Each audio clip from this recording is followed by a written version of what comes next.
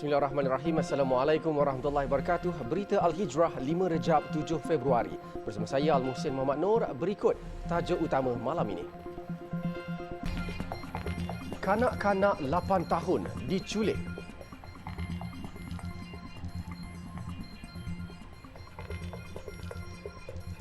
Juga penerima Sinovac perlu ambil booster. Jika tidak,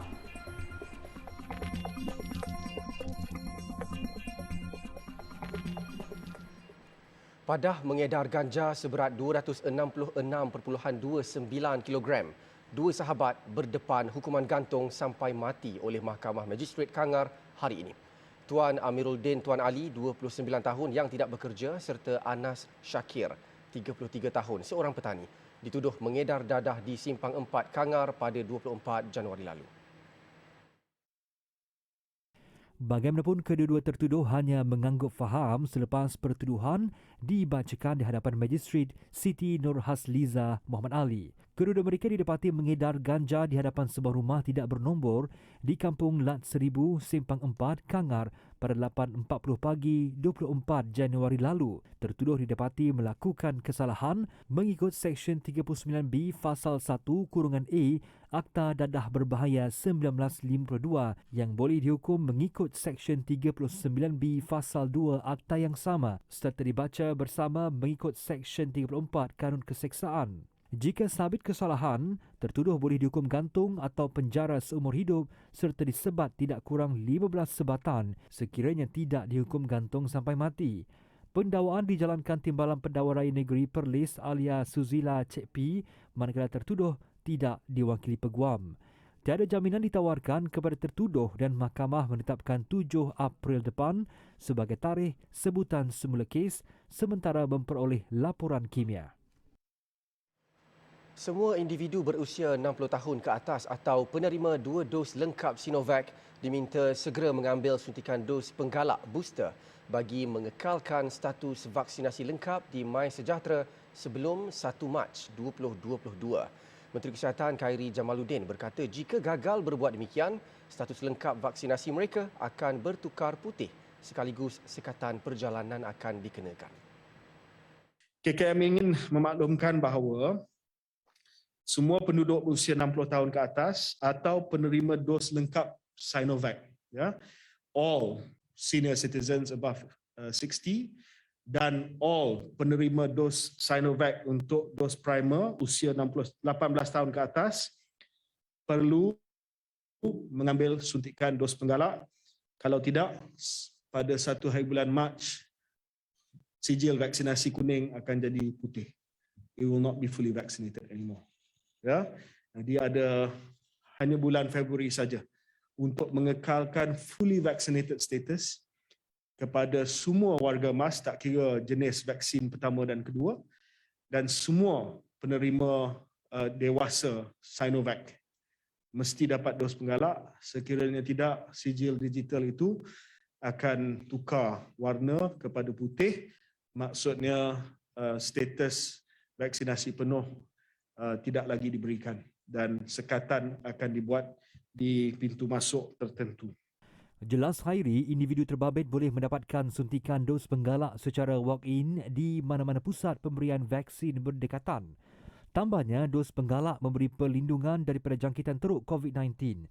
Sehingga kini katanya terdapat lebih kurang 32% atau 1 juta warga emas yang masih belum mengambil dos penggalak, manakala 3.5 juta penerima vaksin Sinovac masih belum menerima booster dan terdedah kepada risiko Omicron. Aktiviti sosial dan juga perhimpunan keluarga semasa cuti perayaan baru-baru ini dilihat antara punca utama berlakunya peningkatan kes COVID-19 secara mendadak di dalam negara. Sehubungan itu, pakar kesihatan pekerjaan dan kesihatan awam Dr. Hanafiah Bashirun berpandangan pengambilan suntikan dos penggalak adalah amat penting ketika ini kerana ia mampu meningkatkan antibodi seseorang sekaligus dapat mencegah daripada dijangkiti COVID-19.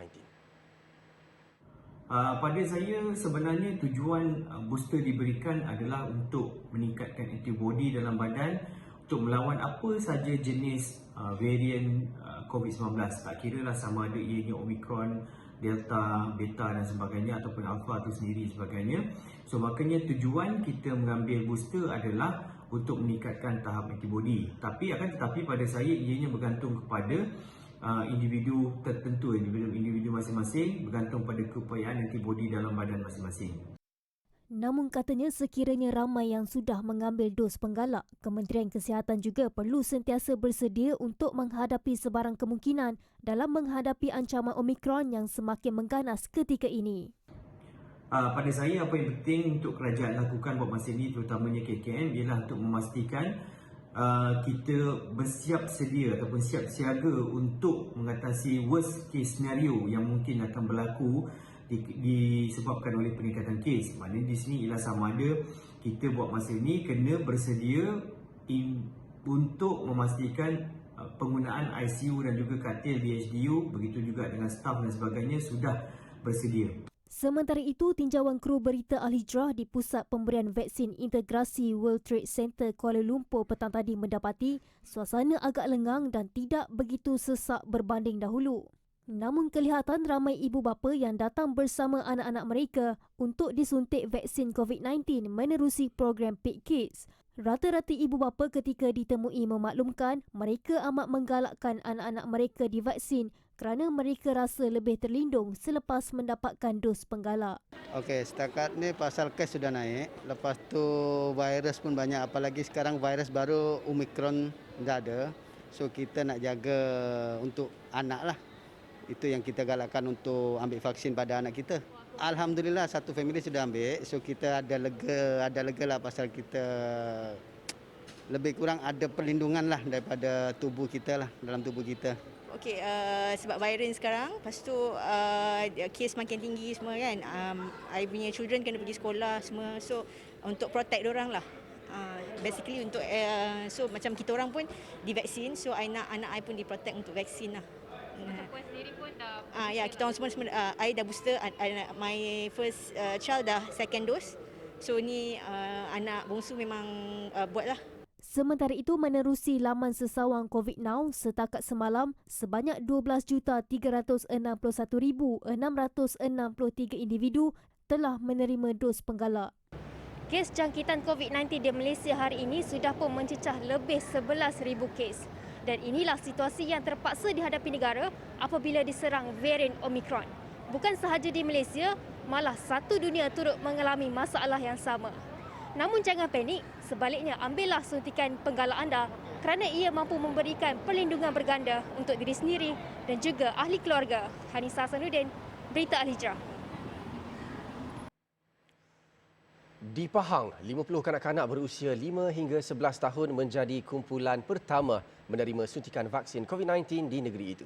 Proses pemberian vaksin berkenaan diadakan di Pusat Pemberian Vaksin Khas SPPV, Hospital Tengku Ampuan Afzan HTAA dan Hospital Pekan serta berjalan lancar. Tinjauan kru Berita Al-Hijrah di HTAA mendapati kanak-kanak yang berusia 5 hingga 11 tahun hadir ditemani ibu dan bapa mereka setelah menerima notifikasi vaksinasi di MySejahtera. Mereka kelihatan teruja, malah ada juga di antara kanak-kanak itu cukup tenang untuk mendapatkan imunisasi dos pertama. Tak sakit. Tak sakit. Rasa macam mana? Rasa dia macam kena gigit semut je. Mana rakan-rakan yang belum cocok lagi tu mai dah cocok cepat. Tak sakit pun. Tak sakit. Saya sendiri yang nak ambil vaksin. Sebab? Ya, kerana saya takut saya kena COVID-19. Tak rasa apa-apa pun, tapi lepas tu waktu dia berubat tu rasa macam zup cerita. Gembira. Sebab? Sebab dah cucuk. Mula-mula takut, lepas tu tiba-tiba tak takut dah. Sementara itu, ibu bapa yang ditemui menyambut baik program imunisasi COVID-19 kebangsaan kanak-kanak PIK Kids. Mereka yakin ia merupakan satu ikhtiar untuk kehidupan yang lebih selamat dan mengekang penularan varian baharu. Peningkatan kembali kes jangkitan COVID-19 di negara ini juga antara faktor mereka merebut peluang melalui PIK Kids untuk menghantar anak masing-masing mendapatkan suntikan vaksin dengan segera. Dengan pengambilan vaksin juga mereka yakin untuk melepaskan anak keluar, terutama pergi ke sekolah serta ke mana-mana sahaja. Sebabnya kita tengok keadaan kes sekarang makin meningkat kan. Jadi untuk proteksi untuk anak dan keluarga saya sendirilah, saya ambil keputusan untuk vaksin anak-anak saya lah. InsyaAllah dengan vaksin ni insyaAllah kita dapat kurangkan risiko keterukan COVID lah kalau terkena lah. Kita tak tahu, minta dijauhkan lah. Bagi saya vaksin untuk kanak-kanak ni umur 5 hingga 11 tahun sangat baik lah. Kita menyahut surat kerajaan lah kan, supaya bagi saya kita berusaha untuk mencegah penyakit COVID-19. Itulah bagi pendapat saya macam itulah. Saya rasa confident untuk anak pergi ke sekolah ataupun keluar, especially nanti untuk sekolah lah, persediaan sekolah. Kerana kita tahu vaksin ni salah satu usaha untuk untuk menguatkan imunisasi badan. Jadi kalau semakin ramai vaksin, so saya rasa yakin sikitlah untuk dia ke sekolah. Untuk rekod di Pahang sehingga 5 Februari 2022, sebanyak 14.3% iaitu 28,446 kanak-kanak berusia 5 hingga 11 tahun sudah mendaftar untuk menyertai Peak Kids. Sementara itu di Pulau Pinang, 10 kanak-kanak berusia 5 hingga 11 tahun hadir ke pusat pemberian vaksin PPV di Hospital Pulau Pinang bersama waris masing-masing bagi menerima suntikan dos pertama mereka. Pengerusi Jawatan Kuasa Kesihatan, Pertanian, Industri Asas Tani dan Pembangunan Luar Bandar Negeri, Dr. Nurlela Arifin berkata, seramai 40,000 daripada 160,000 kanak-kanak yang didaftarkan untuk menerima suntikan dan proses vaksinasi akan dijalankan secara berperingkat selepas ini termasuk di sekolah. Lepas ni akan diadakan di klinik-klinik kesihatan untuk yang kanak-kanak yang lain lah. Kita tak boleh just nak buat sesuatu yang baru, jump into it. Diorang nak tengok the effect. Yeah. It's just kanak-kanak yang kalau divaksinasi dalam masa 2 minggu lepas vaksin tu jangan buat aktiviti sukan. Jangan lasak-lasak sangat tangan yang kita, sebab kalau dewasa dia tak ada syarat ni. Kalau untuk budak-budak kena ibu bapa dan juga guru-guru. Kalau anak-anak yang divaksinasi bagi masa 2 minggu untuk dia tak buat aktiviti sukan. PKIDS di negeri itu yang dijalankan di bahagian pulau ialah di Hospital Pulau Pinang HPP, manakala di bahagian seberang perai adalah di Hospital Seberang Jaya HSJ. Dia sebelum ni dah minta daripada dulu bila nak start vaccination untuk umur saya bila-bila. So dia memang menunggu-nunggulah. Kenapa dia nak je? Dia rasa akan lebih selamat untuk dia dengan dia boleh main dengan buat aktiviti lain yang mungkin lebih normal lah. Disebabkan 2 tahun dah kat rumah saja, kurang komunikasi dengan kawan. Yeah, it didn't hurt at all, and it was and it made my arm a bit weak, but it's perfectly fine.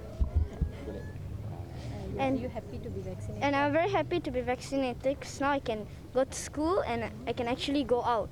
Dalam pada itu, pemberian vaksin untuk kanak-kanak yang tidak mempunyai penyakit dan bukan komorbid belum lagi bermula.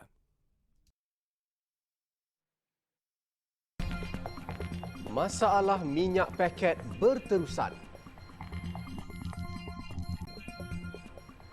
Alhamdulillah bertemu lagi. Jika semalam kami melaporkan peniaga runcit mengadu kerana dikenakan syarat daripada pemborong untuk mendapatkan minyak masak paket dengan pembelian minimum stok barangan sebanyak RM1,000 untuk 1 kotak minyak. Hari ini pula, kru Berita Al-Hijrah mendapatkan respon pihak terbabit berhubung isu berkenaan. Wartawan Syahira Sukri ada laporannya. Saya ke Serdang bagi mendapatkan reaksi salah satu syarikat pemborong. Menurut Pengurus Seri Ternak Kamarudin Ismail, mereka terpaksa berbuat demikian kerana stok daripada pembekal utama yang sangat terhad dan pemborong mahu berlaku adil kepada semua pihak. Untuk adil kepada semua pihak, kita terpaksa bagi limit lah pada diorang, sama ada 1 ataupun 2 kotak. Stok tu banyak, kita dapat banyak daripada supplier. Apa yang kita order, kita dapat, kita boleh bagi banyak. Sekarang ni supplier pun ada kekangan minyak juga kan. Beliau dalam pada itu mengingatkan peniaga besar agar tidak mengambil kesempatan dengan membeli minyak bersubsidi ini dan menyarankan mereka agar menggunakan minyak dalam tin atau botol. Pihaknya dalam pada itu menegaskan bahawa mereka tidak menyorok bekalan minyak masak paket daripada pelanggan. Sementara itu, di Pasaraya Maidin pula, mereka sudah tidak melakukan penjualan minyak masak paket secara borong dan hanya tumpukan penjualan terhad kepada 3 paket sahaja untuk satu keluarga. Borong memang kita tak izinkan lah. Sebab kita nak bagi di Maidin, kita nak bagi semua orang minyak lah untuk setiap isi rumah. So kita terhadkan 3 pack lah. Minyak paket memang kita tak sediakan untuk borong, tapi kalau minyak botol tu kita boleh bagilah. Dalam masa sama, pengguna yang juga peniaga kecil mengatakan setiap kedai menetapkan had pembelian minyak masak paket yang berbeza dan menyusahkan pengguna, terutamanya pengguna B40. Kadang seminggu sekali dia dapat. Lepas tu kalau kedai-kedai lain tu satu customer satu minyak, satu customer satu minyak. Dia tak bagi banyak. Paling banyak pun 2. Jadi itulah menyukarkan keadaan kami peniaga lah itu. Jelas pengguna lain pula, disebabkan ketiadaan minyak masak paket ini, mereka terpaksa membeli minyak masak botol yang paling kecil untuk bertahan selama seminggu kerana tidak mampu membeli saiz besar. Minyak botol kita beli yang kecil lah, tak beli yang besar. Tapi kalau mana ada peluang beli minyak paket, kita belilah. Hari kita salinlah balik masuk dalam botol kan. Memang berbaloi lah kayaknya kalau beli minyak paket ni daripada botol. Jauh beza dia. Ketidakcukupan minyak masak bersubsidi ini menyusahkan banyak pihak dan menyebabkan berlakunya salah faham antara pembekal utama, pemborong, peniaga dan pembeli. Pemborong juga mengalami masalah yang sama dengan peniaga, peruncit dan pembeli di mana mereka turut memperoleh bekalan minyak masak dengan jumlah yang ditetapkan oleh pembekal utama. Jadi sampai bila perkara ini akan berterusan membebankan rakyat? Syirah Sukri, Berita Al-Hijrah. Sementara itu, catuan bekalan yang dikenakan pemborong kepada peruncit menyebabkan stok barangan di kedai runcit berada di paras kritikal, terutamanya tepung dan minyak masak paket. Menurut peniaga kedai runcit, Arif Rusli, dengan belian minimum sebanyak RM5,000, pihaknya hanya dibenarkan membeli sekotak minyak paket dan tepung untuk dijual kepada pengguna. Orang pergi sana belanja dalam RM5,000, dia orang paling bagi satu kotak saja. Dapat berkunci lah. Bagi buat kita orang belilah. Kalau minta lebih dia orang tak bagi. Kalau minyak pula? Minyak macam tu je. Minyak paling satu kotak saja. Lebih daripada itu dia orang tak bagi. Dia cakap tak ada barang lah. Itu kalau RM5,000. Satu kotak tu berapa paket tu? Minyak? 24. 24 tak berapa belas. Tambahnya, selain minyak masak paket, kekurangan stok tepung sesetengah jenama turut menyulitkan pengguna, terutama bagi peniaga makanan harian. Keluhan yang sama turut diluahkan peniaga kedai runcit, Aklima Ismail, yang merayu agar pihak berwajib segera menangani isu berkenaan kerana menjejaskan ramai pihak, khususnya golongan berpendapatan rendah. Dia turut meminta agar pemantauan di syarikat pembekal dibuat oleh kementerian berkaitan bagi mengenal pasti punca sebenar masalah berkenaan. Penguatkuasa macam orang besar-besar ni tolong turun ke kilang lah. Pantau dekat kilang terus. Tengok dekat kilang apa ya. Macam minyak paket tu. Kalau kata minyak ahak botol tu, suruhlah yang paket tu bagi banyak. Biar ada orang-orang susah kan boleh guna kan. Kalau barang kering beli macam kita pergi ke pemborong. Barang kering kita tak beli. Mana dapat minyak mana? Kan semata-mata nak beli minyak memang sikit susah lah kan. Dapat minyak kurang kan. Sementara itu, pengguna Abdul Rahman Siri mempersoalkan mekanisme kerajaan dalam mengatasi isu tersebut dan beranggapan seolah-olah tiada jalan penyelesaian. Start daripada kenaikan harga ayam tu. Bila naik harga ayam, dia bersangkut kepada telur ayam. Bila bersangkut dengan telur ayam, bersangkut pula dengan minyak. Dia orang keluar sikit macam dia nak kontrol barang tu. Ada yang tempat telur dia bagi satu limit satu orang je, satu tray tu satu orang je. Tak boleh lebih. Dia limitkan. Kalau orang berniaga macam mana? Dia nak beli, dia perlukan telur yang banyak. Dalam pada itu, bagi penjual makanan, Adnan Osman, perniagaan pisang goreng yang dijalankan terpaksa dihadkan berikutan sukar untuk mendapatkan bekalan minyak masak paket. Kalau dah ada minyak, dah ada barang dah ada, boleh kita nak nak berniaga lebih sikit pun tak apa, minyak ada. Ini kita kalau berniaga sikit nak beli minyak banyak tak boleh lah. Maksud dia kita buat sikit-sikit dah. Ala-ala kadar lah. Dulu boleh buat macam-macam boleh buat. Itulah ini kan. Sekarang kuih pun kurang. Hari ini, Berita Al-Hijrah meninjau beberapa kedai runcit di sekitar ibu negara dan mendapati bekalan minyak masak paket amat kritikal dan ia dipercayai berlarutan sejak beberapa bulan yang lalu. Kedah Rubber City, KRC, kini berada di landasan yang tepat untuk mencapai sasaran pelaburan 10 bilion ringgit menjelang 2025. Selain itu, Perdana Menteri Datuk Seri Ismail Sabri Yaakob berkata Taman Perindustrian Getah khusus Mesra Alam yang pertama di Malaysia itu juga dijangka mewujudkan 15,000 peluang pekerjaan baharu kepada keluarga Malaysia. KRC merupakan salah satu daripada projek pencetus perubahan Game Changer yang dilaksanakan pihak berkuasa pelaksanaan Koridor Utara NCIA dengan kerjasama kerajaan negeri untuk mentransformasi Kedah sebagai sebuah negeri yang maju.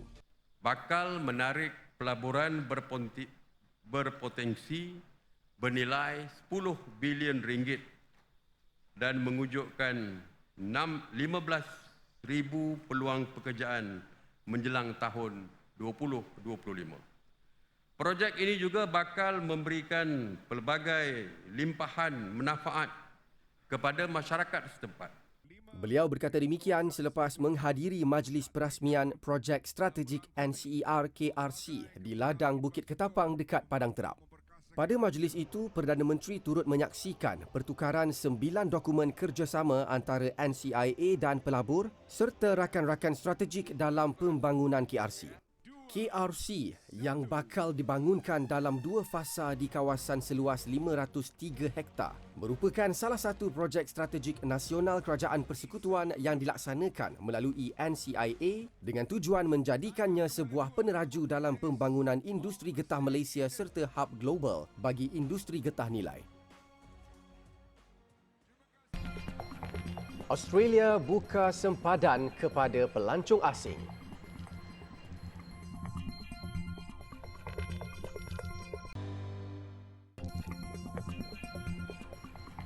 Bertemu lagi. Jenazah Ryan Oram, kanak-kanak 5 tahun yang meninggal dunia selepas 5 hari terperangkap di dalam perigi buta di Maghribi bakal dikebumikan dalam masa terdekat. Jenazah akan disemadikan di kampung halamannya di Irrain, lokasi di mana tragedi itu berlaku. Menurut ahli keluarga mangsa, jenazah Ryan kini berada di sebuah hospital tentera di Rabat. Namun tidak dapat dipastikan sama ada bedah siasat dijalankan ke atas kanak-kanak itu. Menurut sepupu kepada mangsa, Hisham Ayub, suasana di kampungnya kini muram dan sugul sejurus Ryan dilaporkan meninggal dunia setelah berjaya dikeluarkan dari perigi sedalam 32 meter itu. البارح كان واحد ضجة كبيرة مع الناس كنا كنديهم معاه قالوا لنا مازال حي كنا صابرين بفارغ الصبر يعني غادي يجي غادي يخرج حي وغادي نشوفوه اخو شويه قنامه كلشي حزن كلشي بكى المهم انا الدنيا ترونات ما بقى حتى واحده المهم اتصل بالاب ديالو قالت له غدا ان شاء الله غيجي لهنا غير غادي يدفنوا هنايا. Walaupun Ryan meninggal dunia, rata-rata penduduk memuji dan berterima kasih kepada pihak berkuasa tempatan dan pasukan menyelamat yang bertungkus lumus menyelamatkan kanak-kanak itu walaupun berdepan kesukaran. Selasa lalu, Ryan menarik perhatian dunia selepas dia terjatuh ke dalam perigi sedalam 32 meter. Keadaan perigi yang terlalu sempit memaksa pasukan penyelamat menggunakan jentolak dan menggali tanah di sekeliling lokasi Ryan terperangkap sebelum membina terowong bagi mengeluarkannya. Kanak-kanak itu bagaimanapun meninggal dunia sejurus berjaya dikeluarkan. Selepas tragedi Ryan di Maghribi, dunia kini tertumpu pula kepada nasib seorang kanak-kanak warga Syria, Fawaz Al-Qatifan, yang dilaporkan menjadi mangsa culik. Ia selepas video yang menunjukkan kanak-kanak itu dipukul dengan kejam tular di media sosial. Video berkenaan tular selepas dimuat naik Badan Kemanusiaan Syrian Observatory for Human Rights Jumaat lalu. Video itu menunjukkan seorang kanak-kanak berusia 8 tahun itu terbaring sambil menangis dan merayu agar penculik berhenti memukulnya. Menurut Badan Kemanusiaan Syria itu, Fawaz dilaporkan telah diculik 4 bulan lalu ketika pulang dari sekolah di perkampungan Ibta, wilayah Daraa, selatan Syria. Penculik yang masih tidak dapat dipastikan identitinya meminta wang tebusan 500 juta pound Syria atau bersamaan $140,000 Amerika kepada ibu dan bapa mangsa. Susulan daripada itu, tanda pagar Save Fawaz tular di Twitter khususnya di Asia Barat. Rata-rata warganet menggesa pihak berkuasa segera bertindak bagi menyelamatkan kanak-kanak tersebut. Australia bakal membuka sempadan negara itu kepada pelancong asing bermula 21 Februari ini. Keputusan itu diambil setelah hampir 2 tahun negara itu menutup sempadannya bagi mengekang COVID-19. Berita itu diumumkan Perdana Menteri Scott Morrison juruselesai mesyuarat bersama Barisan Kabinet Keselamatan Nasional hari ini. Menurut Morrison, Australia dibuka semula kepada semua pemegang visa yang telah lengkap 2 dos vaksinasi COVID-19 sahaja.